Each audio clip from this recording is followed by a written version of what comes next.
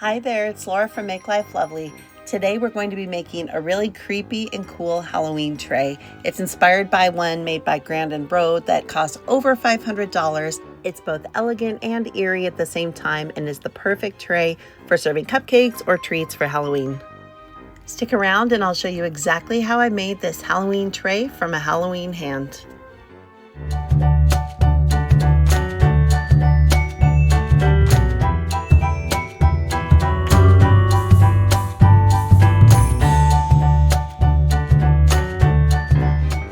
My Halloween tray is inspired by one by Grandin Road.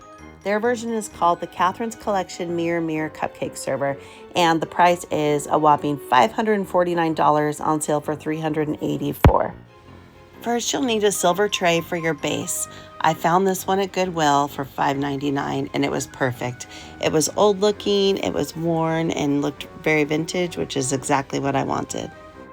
Next, you'll need a hand that has its fingers curled up like this so that it looks kind of like the original, and you need it to have a flat base. I found this one on Amazon. It came in a set of 3 and it was totally perfect. It had really cool veins in the hands. It had lots of neat details. It's hard to see because it's black, but I knew once I painted it, I could make those details come out. To paint the witch hand green, I used Folk Art white chalk paint and some apple barrel green matte paint in the color called New Shamrock. This is what the witch hand ended up looking after a couple coats. It's a nice light green color, which is okay, but I needed mine to be a little bit darker and I wanted to add more dimension to it. So I turned to my craft stash and found this wood tint that was a green color. I'm not sure if it was old or if it was supposed to be this green, but basically it worked perfectly. It was nice because it was thin and it just kind of went right over the existing green color and gave it more of a witchy green vibe that I liked. After I was done painting, I painted this hand and another hand for another project you'll see soon with a clear coat. Then I decided the witch needed nails, so of course I wanted to give her some nice black nails. I bought some cheap black press-on nails for our witch, and I used E6000 and a Q-tip to add her nails on. E6000, if you don't know, is a super strong glue that works very, very well. It does take 24 hours to cure, and so it's pretty thick. I used the Q-tip to add the nail on and then held it in place for a minute so that I knew it was stuck on there pretty good. You don't want to move it around too much once you put the E6000 on, but once you wait 24 hours, they're rock solid and they're not going anywhere.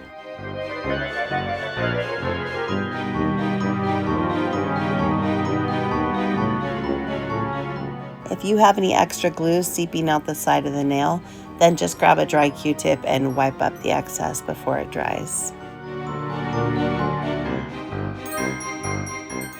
Because E6000 takes some time to fully dry and cure, I wrapped some masking tape around her nails and fingers just to hold those nails in place nice and tight so that they didn't slip or move at all.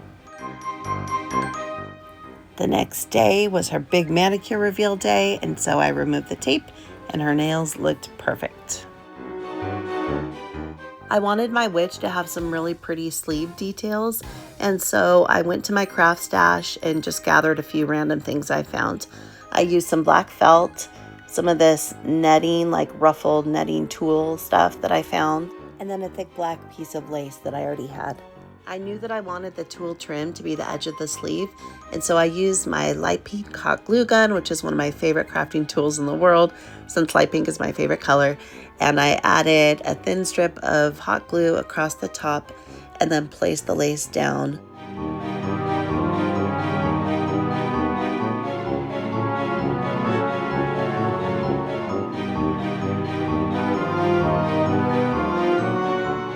Want to push down on the glue with something, don't use your fingers. I burnt my fingers one too many times, and so what I use is a hot glue stick and I just kind of push down on it to protect my fingers. Repeat this process until you have as big of a piece as you need for your witch sleeve. Next, we're going to overlap some black lace over the top. This is a really nice way to do it because if you have any glue that seeped out from the glue gun like I did, this will cover it right up so no one will even know. Add a line of hot glue to the top and then press your lace down. Again, make sure you use something besides your fingers or you'll definitely burn your fingers.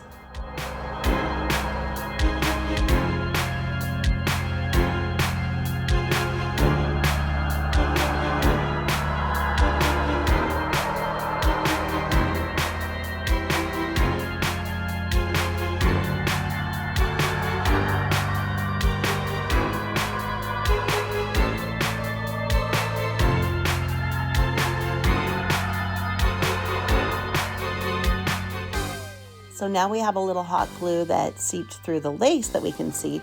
So we're going to cover that up with a piece of black ribbon. It's a great way to do it because you won't be able to see through the glue through the black ribbon at all. So again, use hot glue in a line, press the ribbon down over the top, and remove any glue strings that you might have. Once your witch sleeve is all glued down, you'll want to measure it against your hand.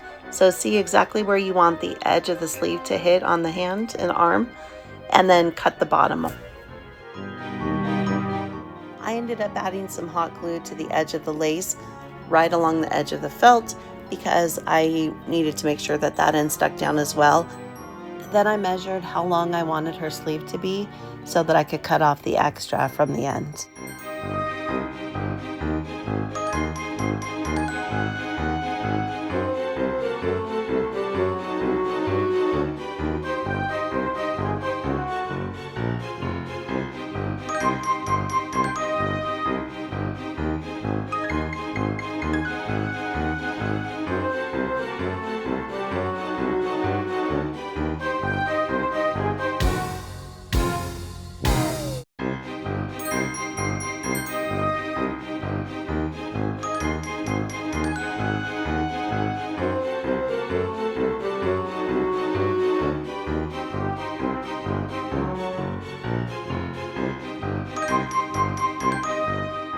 Trim off the end with scissors so that the sleeve isn't bulky.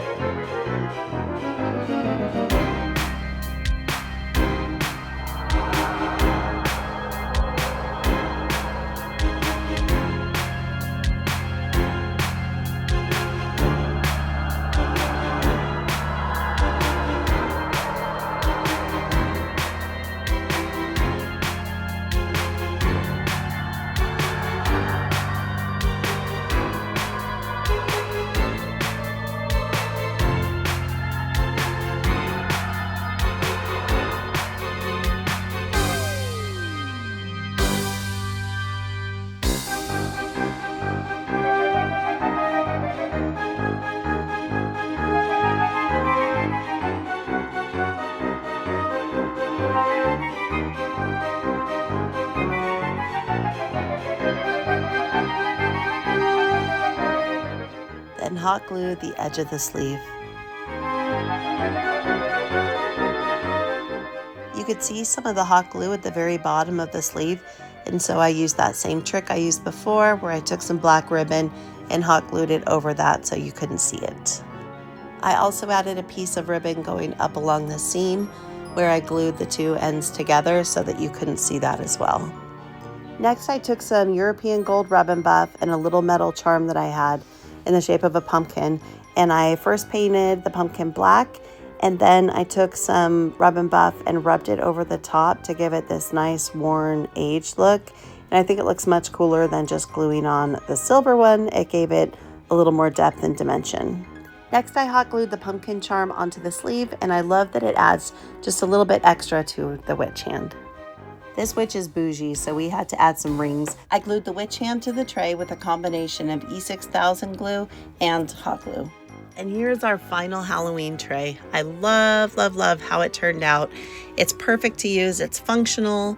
I love that it's made from a piece that I already found that belonged to someone else, that it's got that vintage kind of antique charm to it. It's elegant, but a little spooky at the same time. It looks like the hand is reaching out to grab you, or maybe one of those cupcakes.